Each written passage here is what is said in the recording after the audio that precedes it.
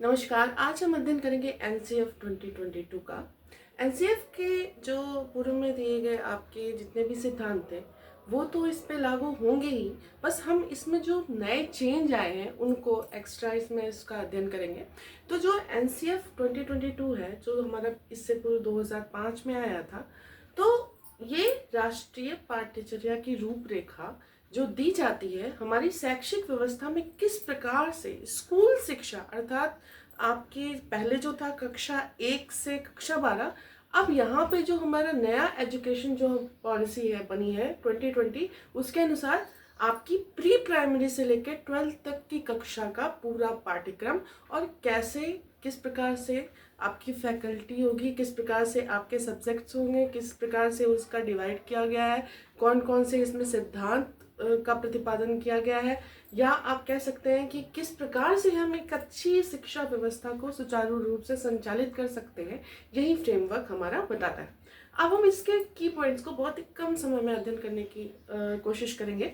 तो जो हमारा एनसीएफ है, नेशनल करिकुलम फ्रेमवर्क, ये आपका इसका जो लक्ष्य है उसको अगर हम ध्यान दें तो हमारी भारतीय ज्ञान प्रणाली से जोड़ते हुए जो रूटनेस है, जो हमारी विशिष्टता है, उसको समाहित करते हुए, जो हमारा भारतीय दर्शन है उसको समाहित करते हुए प्रगतिशील आपका एक भौगोलिक परिवेश और भौगोलिक संवर्धन, सतत विकास और जितने भी आपके मानवीय मूल्य हैं उनका संवर्धन इसका मुख्य उद्देश्य है। यदि चर्चा करें तो इसमें एक आपका कोटेशन दिया गया है कि यथो हस्त तथो दृष्टि, यथो दृष्टि तथो मन, यथो मन तथो भाव, यथो भाव तथो रस।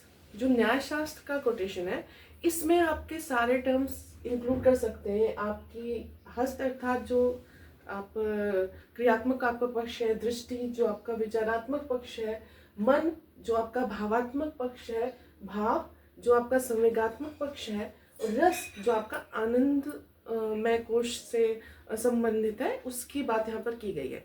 यहाँ पे पंच कोशों की जो बात की गई, जो हमारी वैदिक ज्ञान प्रणाली है, पंचकोश जो आपका है उसकी, उसमें आपका जो है अन्नमय, प्राणमय, मनोमय, विज्ञानमय और आनंदमय कोश, यहाँ पर उसके विकास की बात की गई है। और यहाँ पे पंचपदी प्रणाली जो अपनाई गई है उसमें आपका अद्वितीय अर्थात इंफॉर्मेशन, बोध, अभ्यास, प्रयोग और प्रसार, ये पंचपदी प्रणाली जो है शिक्षा व्यवस्था की यहाँ पर मान्यता इसको दी गई है। ये प्री प्राइमरी से लेकर 12th तक के पूरे पाठ्यक्रम का फ्रेमवर्क है। और यहाँ पर इसको आपको पता है 5+3+3+4, क्योंकि इसके अध्ययन से पहले आपको एनईपी 2020 का अध्ययन करना है और उसके जो सिद्धांत है उसको ही क्रियान्वयन करने के लिए एनसीएफ का यहाँ पे निर्माण किया गया है। तो जो 5 अर्थात 3 क्लास आपकी first, second, third pre primary या बाल वाटिका जो आंगनवाड़ी में संचालित होती है, और कक्षा 1-2 ये आपका फाउंडेशनल स्तर है, दूसरा प्रिपरेटरी आपका 3, 4, 5, तीसरा मिडिल स्तर आपका जो है 6, 7, 8, और फिर चौथा जो है आपका सेकेंडरी स्तर 9, 10, 11, 12, उसके पाठ्यक्रम की यहाँ पर बात की गई है। सबसे ज्यादा महत्व इसमें ECCE को दिया गया है, जो आपका early childhood care and education है, जो कि आपके आंगनवाड़ी से, बाल वाटिका से संचालित होता है। उसमें पोषण, स्वास्थ्य और आरंभिक जो ज्ञान है आपका FLN, फंडामेंटल आपका लिटरेसी एंड न्यूमरेसी है, अर्थात जो संख्या ज्ञान और आपका भाषाई ज्ञान है, उसको संवर्धन करने की यहाँ पर बात कही गई है। यहाँ पर आप देखेंगे जो एज ग्रुप डिवाइड है, 3 वर्ष से आपका बाल वाटिका स्टार्ट हो जाती है और वो आपका यहाँ पर 3 से 8 वर्ष तक चलता है, फिर 8 से आपका 11, 11 से 14 और 14 से 17 और 18 वर्ष तक यहाँ पर सेकेंडरी स्तर चलता है। उसकी जो कक्षाओं का डिवाइडेशन है वो आपने समझा। अब हम समझते हैं कि यहाँ पर किस प्रकार से सब्जेक्ट्स को डिवाइड किया गया है। तो पहला आपका सब्जेक्ट, जैसे आप जानते हैं, सबसे मुख्य है हमारी भाषा, जो हमारे अभिव्यक्ति का माध्यम है। तो उसमें आपकी मातृभाषा जो है माध्यम माना गया है, और ये आपका यही नहीं, जहाँ तक आपको ज़रूरत है आप मातृभाषा का ज्ञान संवर्धन में प्रयोग कर सकते हैं। और जो स्टार्टिंग है आपका लैंग्वेज का, तो 3 लैंग्वेज सिस्टम जो आपका प्रीवियस में चल रहा था वो तो है, लेकिन जो आपका फाउंडेशनल स्तर है इसमें 2 लैंग्वेज की बात की गई है। और ये आपका मातृभाषा से शुरू होते होते प्रिपरेटरी तक 2 लैंग्वेज मुख्य रूप से आपको पढ़ने हैं। लेकिन ध्यान दीजिएगा, जो हमारी क्लासेस में जो टेक्स्ट बुक चलती है तो कक्षा 3 से 3rd लैंग्वेज चलने लगती है, लेकिन यहाँ पे फ्रीडम दी गई है, भाषा में लचीलापन दिया गया है, इसलिए मिनिमम आपका बर्डन रहे, तो यहाँ पे ऐसा आपका एक संरचना बनाई गई है। आगे चर्चा करें तो फिर मिडिल स्तर पे आपके 3 लैंग्वेज हैं, जिसमें 2 भारतीय भाषाएं होनी चाहिए। उसके बाद आप बहुभाषिक देख सकते हैं, जिसमें शास्त्रीय, विदेशी, आधुनिक, राष्ट्रीय, कोई भी भाषा आप पढ़ सकते हैं। इसके बाद इसमें जो यूज करते हैं आप टेक्निक, तो मौखिक भाषा का विकास है, डिकोडिंग है और कार्य पुस्तिका पे कार्य है। इसमें कार्यपत्र, कार्य पुस्तिका, स्टार्टिंग में जो आपके शुरू के क्लासेस है, जैसे कक्षा 1 में बिग बुक, बड़ी बुक होती है, इसमें चित्र ज़्यादा रहते हैं, नीचे बहुत शॉर्ट में उसमें कहानी रहती है। आपकी कविता पोस्टर है, कहानी पोस्टर है, TLMs है, और आप इन सब चीज़ों का प्रयोग करने की यहाँ पर बात की गई है। तो जो भाषा है, यहाँ पे जब बात करते हैं हम 2 लैंग्वेजेस की, तो 190 आवर पहली लैंग्वेज और 180 आवर मिनिमम आपकी दूसरी लैंग्वेज चलनी चाहिए। टोटल जो कार्य दिवस है यहाँ पे 220 माना गया है, तो उसमें आपका 20 दिन जो है आपके विद्यालय जो कार्यक्रम होते हैं, दिवस मनाए जाते हैं उनके लिए, और 20 दिवस में आपका असेंबली और जो अनदर काम जो है आपका वो जो रखा गया है।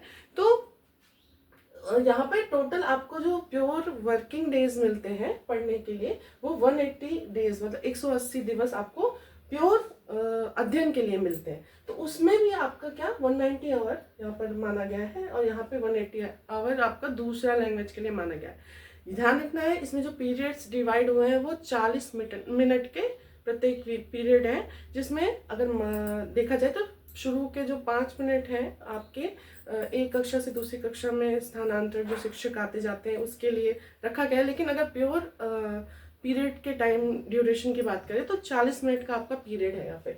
इसके बाद यहाँ पे आगे बढ़े तो यहाँ पे आपका गणित जो है, गणित, तो उसमें जो बाल वाटिका है आपका फाउंडेशनल स्टेज है कक्षा 1-2 तक, तो उसमें संख्या पूर्व अवधारणा पे हमको कार्य करना है, आरंभिक गणित पे काम करना है, गणित खेल पर काम करना है, और रिमेडियल टीचिंग आगे आपकी चलती रहेगी। तो उसके लिए यहाँ पर कहा गया है 185 घंटों की बात यहाँ पे आपकी प्रिपरेटरी स्टेज पे कही गई है। और यहाँ पे इसमें सामुदायिक और प्रायोगिक गणित की भी बात कही गई है। आगे आप धीरे धीरे क्या आप उसको मतलब कह सकते हैं कि अनुप्रयोगात्मक गणित आप शुरू से कि सिक्कों की पहचान, नोटों की पहचान, और जो है आपका किस प्रकार से सीक्वेंस में रखना है गिनती को, इस सब चीज़ों का यहाँ पे अध्ययन कराने की बात कही गई है। और इसके साथ ही आपका जब आगे सेकेंडरी स्टेज पे जाते हैं तो भारतीय गणित, बिजनेस, अकाउंटिंग, एडवांस और प्रायिकता, सांख्यिकी, इन सब का समावेशन किया गया है। इसमें मिडिल स्टेज पे 115 आवर्स की बात कही गई है। अब हम आते हैं व्यावसायिक शिक्षा की। तो ध्यान दीजिएगा, तो हमारी व्यावसायिक शिक्षा कहाँ से शुरू होती है, तो हमारा मिडिल स्टेज से शुरू होती है, कक्षा 6 से, जिसमें कोडिंग वगैरह आपका शुरू हो जाता है। लेकिन ये पूर्व व्यावसायिक आपका तैयारी होता है, इसमें आप प्रोजेक्ट्स देते हैं और काम कराते हैं, जिससे व्यावसायिक जो ज्ञान है आपका संवर्धन होता है। लेकिन बच्चे को व्यावसायिक शिक्षा की शुरुआत अगर बात की जाए तो कक्षा 6 से की जाती है, और यहाँ पे 100 घंटे उसके लिए निर्धारित है आपके व्यावसायिक शिक्षा के लिए। तो आरंभिक दक्षता संवर्धन आपका कक्षा 6 से होता है, और इसमें जो सिर्फ जब आगे चलते हैं सेकेंडरी स्टेज पे तो सिर्फ 25% आपका रिटन एग्जाम होता है, बाकी आपका 75 आपका एक्टिविटी बेस होता है। इसमें देख के आप कृषि में अनाज, बीज, जैम, जेली बनाना, आपका टूर गाइड, और आपका लीगल स्टडीज़ है, और बागवानी, सामुदायिक स्वास्थ्य प्रबंधन, बैंकिंग, आपका डाइट चार्ट, ब्यूटिशियन, और ऑटोमोबाइल, रिटेल, टेक्सटाइल, कपड़ों वाला, जितना भी है आपका, इन सबको दे रखा गया है। लेकिन सब्जेक्ट के रूप में मुख्य ही हैं, लेकिन जो चर्चाएं और जो पाठ्यक्रम में समावेशन, ये इन सब का किया गया है। इसके लिए NSQE जो यहाँ पे नेशनल स्किल क्वालिफिकेशन फ्रेमवर्क 27 दिसंबर 2013 को जो लागू हुआ था, उसके अंतर्गत यहाँ पे इनका समावेशन किया गया है। और जो टेक्नोलॉजी यूज की जाएगी, AI है, VR है, AR है आपका, और आपका विद्याधन है, स्वयं प्रभा है, इन सब के जरिए आपको सारी शिक्षा को संचालित करते रहना है। अब बात करते हैं आपके पर्यावरण की, तो वर्ल्ड अराउंड अस यहाँ पे यूज किया गया है टर्म, और जो भी आपके आसपास की चीजें हैं उसका शुरू से आप बच्चे को उससे अवगत कराते रहना है और जोड़ के पढ़ाते रहना है। और इको क्लब का गठन यहाँ पे प्राइमरी स्टेज पे किया गया है आपका प्राइमरी प्राथमिक विद्यालयों में। इसमें बच्चे को बागवानी, किचन गार्डन और पेड़ पौधों को कैसे पोषण देना है, कैसे पर्यावरण को बचाना है, स्वच्छता के लिए, ये सारी चीज़ें यहाँ पर रखी गई। लेकिन जब सब्जेक्ट की बात करेंगे तो उसमें सतत विकास, क्लाइमेट चेंज, ग्लोबल इशू, जैव विविधता, ये सारे आपके सेकेंडरी स्टेज पे सब्जेक्ट के रूप में माने जाएंगे। फिर विज्ञान की बात करते हैं तो विज्ञान कोरिलेट है, शुरू में सब्जेक्ट नहीं है, वो आपके पर्यावरण के अंतर्गत ही आता है, आप उसको जोड़ के बच्चों को बताते रहेंगे।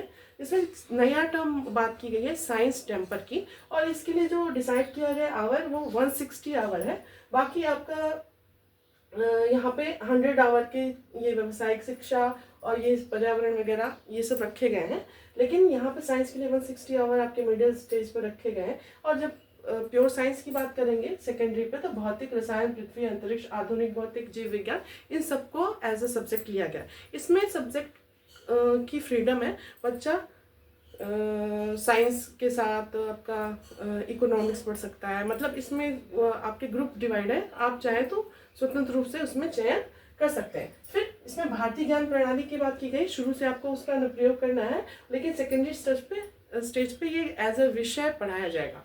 फिर बात करते हैं सामाजिक विज्ञान की, तो इसके लिए भी 160 आवर आपके डिसाइडेड है। तो इसमें इतिहास, भूगोल, मनोविज्ञान, राजनीति शास्त्र, दर्शन शास्त्र, मानसिक दक्षता, समाजशास्त्र, आर्कोलॉजी तक, तो ये सारे सब्जेक्ट आपके एज अ सब्जेक्ट आएंगे, लेकिन इनके सिद्धांतों का उपयोग आपको जगह जगह करते रहना है। लेकिन सब्जेक्ट की बात करेंगे तो आपका सेकेंडरी स्तर पर आने लगे। कला संस्कृति के लिए 100 घंटे यहाँ पे निर्धारित है, जब से ये चलेगा। शुरू में क्या करना है, आपको बच्चों के मनोरंजन के लिए कराते रहना है, हर सब्जेक्ट में थोड़ा बहुत ड्राइंग और वो तो रहता ही है, लेकिन एज अ विषय आपका कक्षा 3, 4, 5 यहाँ से शुरू हो जाता है। इसमें प्रोजेक्ट और प्रयोग करना है, और शुरू में जैसे क्ले है, आपका वाटर, किचन गार्डन, ये सारी चीज़ में आपको बच्चों को इन्वॉल्व करके हर चीज़, मिट्टी के खिलौने बनवाना, तो ये आप करते रहेंगे। लेकिन एज अ सब्जेक्ट आपका 3rd से स्टार्ट है। और फिर आप इसमें जब आगे जाएंगे तो इसमें जो आपका शास्त्रीय संगीत, शास्त्रीय नाट्य शास्त्र, चित्र, फाइन आर्ट, ग्राफिक, मोशन, कठपुतली, फोटोग्राफी, ये सब आपकी आगे एज अ सब्जेक्ट आपको 9 सेकेंडरी लेवल पे पढ़नी है। बहुविषयक जो मल्टी डिसिप्लिनरी की बात की गई, तो इसी में से आप देखेंगे तो कई सब्जेक्ट आपके यहाँ पे जैसे पत्रकारिता है, बिजनेस है, इंडियन नॉलेज सिस्टम है, ये सब आपके भविष्य में आ जाते हैं। मतलब यहाँ पे आप स्वतंत्र हैं पढ़ने के लिए। तो आपके चार्ट बनाया गया है कि इस आपको कॉम्बिनेशन किस प्रकार से लेना है। फिर शारीरिक स्वास्थ्य एवं वेलबींग की बात की गई है, इसके लिए भी 100 घंटे निर्धारित है। इसमें योगा, खेल, पोषण, CWSM जो आपके विशिष्ट बालक है उसके लिए बायोमैकेनिक्स की बात की गई है, तो यहाँ पर उसको भी समावेशित किया गया है। जब आपका मॉर्निंग सर्कल टाइम होता है, आप प्रियम्बल करते हैं या आप प्रेयर करते हैं, तो वहाँ पे आपको फिर PT कराना, योगा कराना, एक्टिविटीज़ कराना, तो उसमें समावेशन है। लेकिन एज अ सब्जेक्ट भी यहाँ पे आपका सेकेंडरी स्तर पे इसको रखा गया है।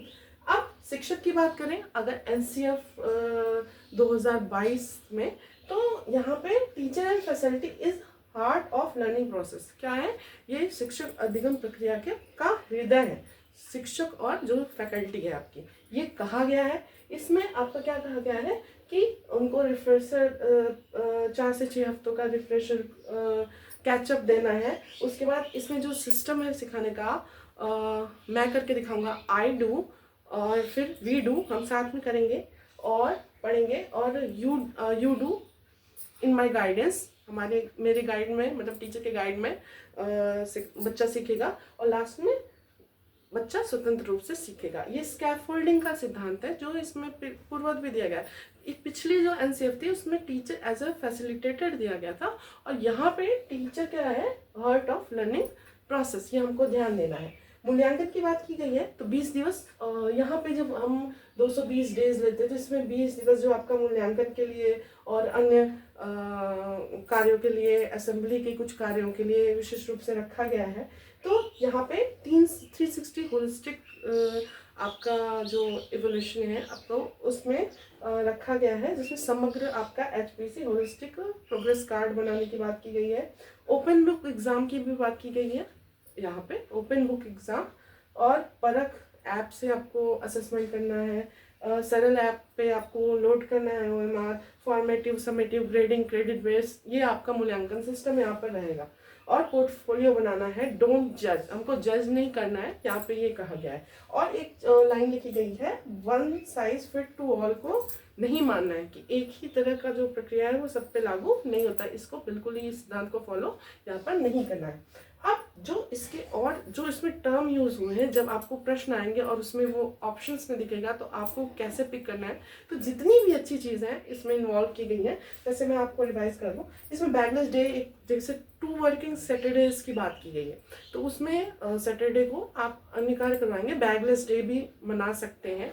PTM की बात की गई है, SMC मीटिंग की बात की गई है, बाल सभा की बात की गई है, बाल पंचायत की बात की गई है, बाल मेला की बात की गई है, समता की बात की गई है, अर्थात इक्विटी जिसको जितनी जरूरत है उतना मिलना चाहिए, जेंडर इक्वलिटी, आपको लैंगिक समानता की बात की गई है, समानुभूति, इम्पैथी की बात की गई है, उच्च मानवता, संस्कृति, भारतीय ज्ञान प्रणाली, संवेदना, सहनशक्ति, स्वच्छता, स्वास्थ्य, साहस, सृजन, प्रेरणा, क्षमा, संबल, संवेदना, दृढ़ता, सामर्थ्य, शांति, लैंगिक समानता, विविधता, स्वतंत्रता, एकता, अहिंसा, सेवा, समर्पण, ICT, पर्यावरण। उसके अलावा आपका यहाँ पे जो बात की गई है कि मिनिमम आप जब बच्चे का अटेंडेंस 60% होना चाहिए, तो उससे लेस है तो आप उसको क्रेडिट नहीं देते उतना, तो उस PTM में उसकी बात करनी है। इसकी बात, और आपका ऑनलाइन जो सिस्टम है ICT है उसको यूज़ करना है। और यहाँ पे नेस्टेड लर्निंग स्टैंडर्ड की बात की गई है, प्रजातांत्रिक मूल्यों की बात की गई है, सामुदायिक मूल्यों की बात की गई है, आपकी मानवीय मूल्यों की बात की गई है, भारतीय दर्शन को समावेशित करने की बात की गई है, जिसमें अरविंदो की बात की गई है, विवेकानंद जी की बात की गई है, हमारे जितने भी पूर्व के वैदिक ज्ञान है उनकी बात की गई है, प्रयोग करने की बात की गई है, दीक्षा ऐप, वर्चुअल लैब, आपका संवेदना, स्पेशल नीड के लिए आपको काम करना है उसके लिए बात की गई है, कोर पाठ्यक्रम की बात की गई है, गाइडेंस एंड काउंसलिंग की बात की गई है। और यहाँ पे जो ध्यान दीजिएगा, जो निपुण आपका भारत की बात की गई है, तो वो आपका निपुण भारत आपको 2026-27 तक बनाना है, जो कक्षा 1 से लेके आपका कक्षा 3 तक यहाँ पर था। अभी उसमें संशोधन हुआ है, जस्ट अभी राज्य स्तर पर हमारे उत्तर प्रदेश में भी अभी जो असेसमेंट हुआ है वो कक्षा 1 और 2 को उसको रखा गया है। लेकिन ये जो राष्ट्रीय स्तर पर देखेंगे तो कक्षा 1, 2, 3 की यहाँ पे बात की गई, इसमें FLN fundamental literacy and numeracy की बात कही गई है, उसको आपको बढ़ाना है बच्चे में। तो उसमें बच्चे को एक स्पीड में पढ़ना और साथ ही साथ स्तर वाइज गणितीय संक्रियाएं करना, पैरा पढ़ के क्वेश्चन का आंसर देना, ये सारा आपका निपुण लक्ष्य ऐप में आपको दिख जाएगा। रीड अलॉन्ग ऐप है, उसमें आपको पाठ्यक्रम, पाठ्यपुस्तक, जो भी कहानियां हैं उसको मिलेगी, आप जितने शब्द गलत पढ़ोगे उसके नीचे अंडरलाइन कर देगा।